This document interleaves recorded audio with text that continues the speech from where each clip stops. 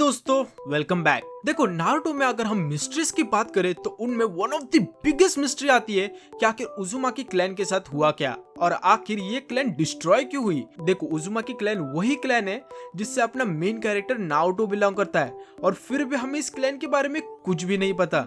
तो भाई आज की वीडियो में हम इसी मिस्ट्री को सॉल्व करने का ट्राई करेंगे और जानेंगे उजुमाकी क्लैन की पूरी लाइफ हिस्ट्री के बारे में, स्टार्टिंग फ्रॉम कि कैसे उजुमाकी क्लैन फॉर्म हुआ और धीरे धीरे ये क्लैन लिटरली सेंजू और उचिया क्लैन से भी स्ट्रॉन्ग बने। इतना स्ट्रॉन्ग कि सेंजू और उचिया क्लैन दोनों मिलकर भी उजुमाकी क्लैन को हरा नहीं सकते थे। पर फिर आखिर में ऐसा क्या हुआ कि ये क्लैन अल्टीमेटली डिस्ट्रॉय हो गया और सारे मेंबर्स एक्सटिंक्ट हो गए।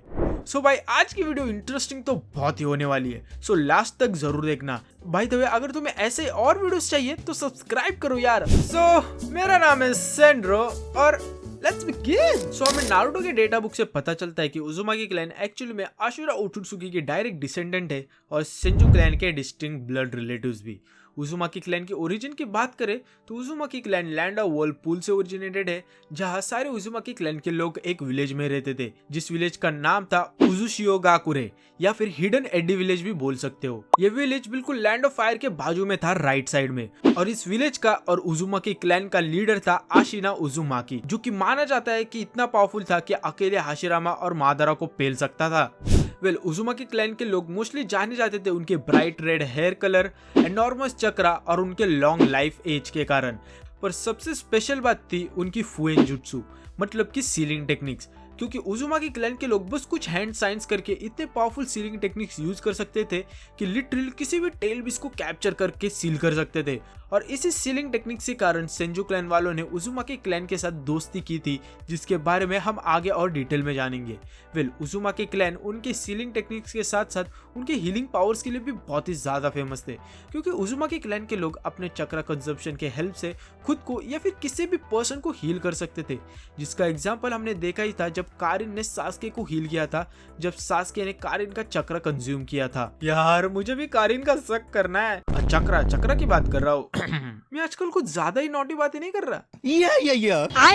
ऊपर से कुछ उजुमाकी क्लैन के लोग के पास एक्सेप्शनल सेंसरी एबिलिटी भी होती है, जिससे वो अपने चक्र को सप्रेस करके अनडिटेक्टेबल हो सकते हैं, जैसे हमने कारिन को देखा था अपनी सेंसरी एबिलिटी यूज करते हुए। इतना ही नहीं, कुछ उजुमाकी क्लैन के लोग तो स्पेशल फॉर्म ऑफ चक्र को पोसेस करते हैं, जिससे वो एडमेंटाइन चेन्स को बना सकते हैं अपने चक्र के मदद से, जिससे वो किसी भी पर्सन या फिर स्पेशली टेल बिस को कैप्चर कर सकते हैं, जिसके कारण उजुमाकी क्लैन के लोग एक वेल सूटेड जिंजुरुकी होते हैं, जो कि किसी भी टेल बिस को कंट्रोल करने का पावर रखते हैं। इसी वजह से तो मीटू उजुमाकी इतने साल तक कुरामा को आराम से सील्ड करके रख पाई थी, और यही सबसे बड़ा रीजन था उजुमाकी और सेंजू क्लैन की दोस्ती के लिए। देखो, नारुतो एनिमे में जब कोनोहा विलेज एस्टैब्लिश हुआ था, तब कुछ सालों बाद सेंजू क्लैन वालों को पता चला था कि उजुमाकी क्लैन के लोग फुएन जुत्सु में एक मास्टर है, जिससे वो किसी भी पर्सन या फिर टेल बिस को कैप्चर करके सील कर सकते हैं। और ये बात जैसे हाशिरामा सेंजू को पता चली थी, वो लैंड ऑफ वर्लपूल के साथ अच्छे रिश्ते बनाना चालू किया था।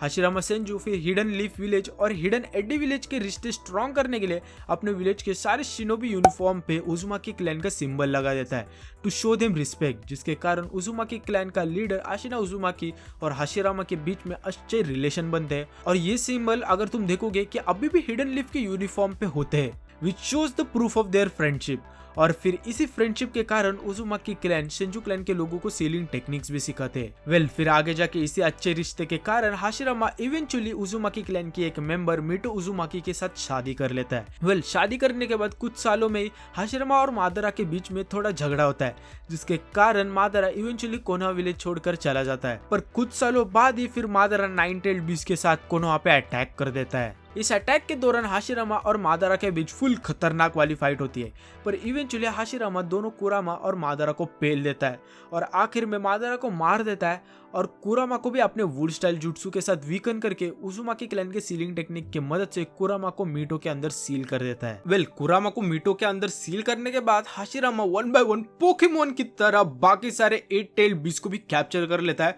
और उन्हें भी सील कर देता है।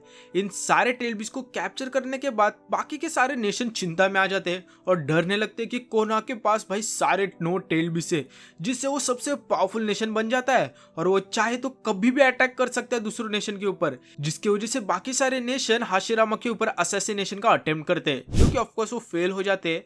तो फिर इसी रीजन की वजह से बाकी के नेशन कोनोहा पे अटैक ना करे और फ्यूचर वॉर को होने से रोक दे, जो कि आफ्टर ऑल हाशिरामा का एक ऑलवेज गोल भी था टू अचीव पीस। इसलिए हाशिरामा फर्स्ट कागे समिट में बाकी सारे नेशन को एक एक टेल बीस मिठाई की तरह बांट देता है to balance the power between the nation, ताकि कोई भी किसी नेशन दूसरे नेशन पे अटैक ना करे फॉर पावर। पर स्टिल भाई ह्यूमंस होते ही हरामी है, तो इसलिए इवेंचुअली आगे जाके फर्स्ट ग्रेट निंजा वॉर होती है। आई नो अब तुम सब लोग सोच रहे होंगे कि आखिर में ये सब तुम्हें क्यों बता रहा हूँ, इस चीज का उजुमाकी क्लैन की डिस्ट्रक्शन के साथ क्या रिलेशन है। तो देखो, फर्स्ट ग्रेट निंजा वॉर के कुछ सालों बाद ही सारे नेशन मिलकर लैंड ऑफ व्हर्लपूल पे अटैक करते हैं और उजुमाकी क्लैन को डिस्ट्रॉय कर देते हैं। जिसके बाद से जो भी बचे हुए उजुमाकी क्लैन के लोग होते हैं वो दूसरे नेशन पे शिफ्ट हो जाते हैं, जैसे कि नागाटो कुरेगा कुरे विलेज चला जाता है, कारिन कुसेगा कुरे विलेज चला जाती है और कुशिना कोनोहा विलेज। अब तुम लोग सोच रहे होंगे कि आखिर बाकी सारे नेशंस ने उजुमाकी क्लैन के ऊपर अटैक क्यों किया और उनके पूरे क्लैन को वाइप आउट क्यों कर दिया।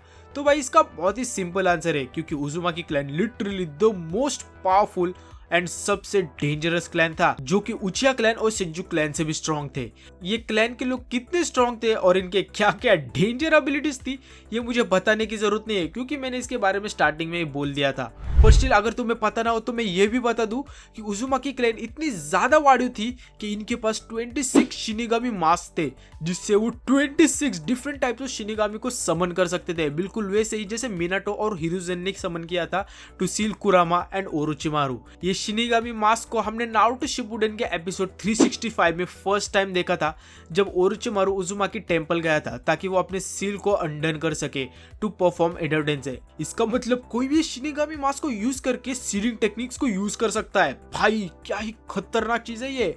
सो इससे तुम समझ सकते हो कि ये क्लैन कितनी ज्यादा डेंजर थी। सो सिंस उजुमाकी क्लैन बहुत ही डेंजर क्लैन था due to their sealing techniques and healing powers, इसीलिए सारे नेशंस मिलकर उजुमाकी क्लैन को खत्म कर देते हैं ताकि उजुमाकी क्लैन आगे जाके उनके लिए एक दिक्कत ना बने। पर अब आता है सबसे बड़ा सवाल कि आखिर उजुमाकी क्लैन डिस्ट्रॉय हुआ तब कोनोहा ने उनकी मदद क्यों नहीं की। आफ्टर ऑल कोनोहा और एड्डी विलेज सालों से एक अलायंस थे और सेंजू क्लैन तो फुल खास थे उजुमाकी क्लैन के, तो फिर हाशिरामा ने उजुमाकी क्लैन को बचाया क्यों नहीं बाकी सारे नेशन से, या फिर खुद हाशिरामा ही था जिसने उजुमाकी क्लैन को धोखा दे दिया। वेल देखो भाई, इसके बहुत ही दो फेमस थियरीज है, जिसमें पहला है कि हाशिरामा ने उजुमाकी क्लैन को धोखा दे दिया। तो देखो, इस थियरी में बिल्कुल भी दम नहीं है, क्योंकि according to the Naruto data books हमें पता चलता है कि Hashirama first great ninja war के आसपास मर गया था। तो ये तो हम डेफिनेटली मान के चल सकते हैं कि हाशिरामा का कोई भी हाथ नहीं था उजुमाकी क्लैन के डिस्ट्रक्शन में। अभी तुम लोग सोचेंगे ऐसा क्यों, तो देखो कुशिना के बैक स्टोरी से हमें पता चलता है कि उजुमाकी clan second Ninja world war और थर्ड निंजा वर्ल्ड वॉर के बीच में डिस्ट्रॉय हुआ था। सो डेफिनेटली हाशिरामा को कोई भी हाथ नहीं था इसमें, क्योंकि आफ्टर ऑल वो तो मर ही गया था उस टाइम पे, तो वो बचाएगा ही कैसे उजुमाकी क्लैन को।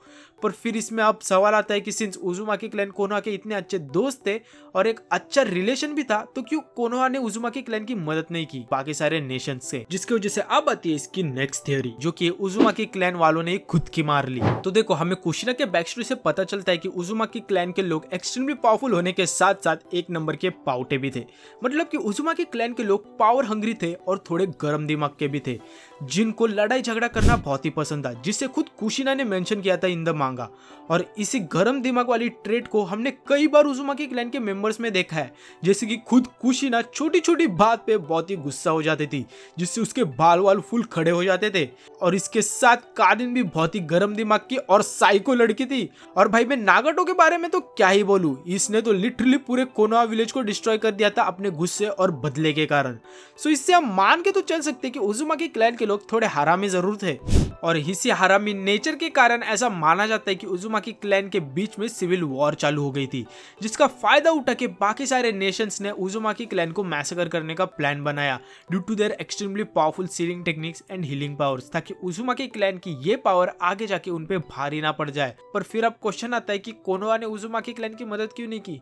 तो देखो, मुझे लगता है कि कोनोहा को पता था कि उजुमाकी क्लैन के ऊपर अटैक तो होने वाला है, क्योंकि land of Whirlpool land of fire के बस बाजू में था और बाकी सारे नेशन को लैंड ऑफ व्हर्लपूल पे हमला करने के लिए लैंड ऑफ फायर को क्रॉस करना ही पड़ेगा। सो ऐसा हो ही नहीं सकता कि कोनोहा को इस अटैक के बारे में पता ना हो। सो कोनोहा को उजुमाकी क्लैन के मैसेकर के बारे में तो पता था, पर फिर भी उन्होंने देखकर अनदेखा कर दिया, क्योंकि देखो आफ्टर ऑल उजुमाकी क्लैन के लोग थोड़े हरामी भी थे, सो मोस्ट लाइकली फ्यूचर में हिडन एडी विलेज कोनोहा पे भारी पड़ सकता था। और उस टाइम पे कोनोहा के पास तो स्ट्रॉन्ग शिनोबिस भी नहीं थे, जैसे कि हाशिरामा और टोबिरामा, क्योंकि वो दोनों मर गए थे, जो कि उनकी मदद कर सके फ्रॉम उजुमाकी क्लैन। अगर कभी उजुमाकी क्लैन का दिमाग सटक के वो कोनोहा पे अटैक कर दे तो इसलिए उन्होंने सोचा होगा कि होने दो भाई तबाह, अपने लिए तो अच्छा ही है, वैसे भी तो कुशिना है ही नाइन टेल को पालने के लिए। या फिर स्टिल ऐसे भी हो सकता है कि कोनोहा ने पहले ही फर्स्ट और सेकंड निंजा वर्ल्ड वॉर में इतना ज्यादा डैमेज लिया था, तो मोस्ट लाइकली कोनोहा एक और वर्ल्ड वॉर अफोर्ड नहीं कर सकती थी, और शायद से इसी रीजन के कारण कोनोहा ने उजुमाकी क्लैन की मदद नहीं की,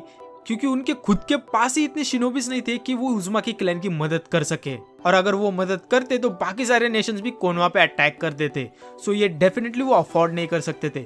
और इसी रीजन के कारण कोनोहा ने उजुमाकी क्लैन की मदद नहीं की, जिसके कारण उजुमाकी क्लैन अल्टीमेटली डिस्ट्रॉय हो गया, और जो भी बचे हुए उजुमाकी थे वो इधर उधर जाके शिफ्ट हो गए। वेल मेरे अकॉर्डिंग ऐसे देखे जाए तो मुझे तो सेकंड थियोरी में ज्यादा दम लगता है, पर स्टिल भाई असलियत में क्या हुआ था वो तो भाई किसी को भी नहीं पता, हम तो बस थियोरीज बना सकते हैं। तो भाई यही थी पूरी history of the most feared nation to ever exist in Naruto universe. वैसे तुम्हें क्या लगता है उजुमाकी क्लैन के मैसेकर का असली रीजन क्या हो सकता है? कमेंट सेक्शन में जरूर बताना। सो मिलते हैं नेक्स्ट वीडियो में, तब तक के लिए be the best, bye bye.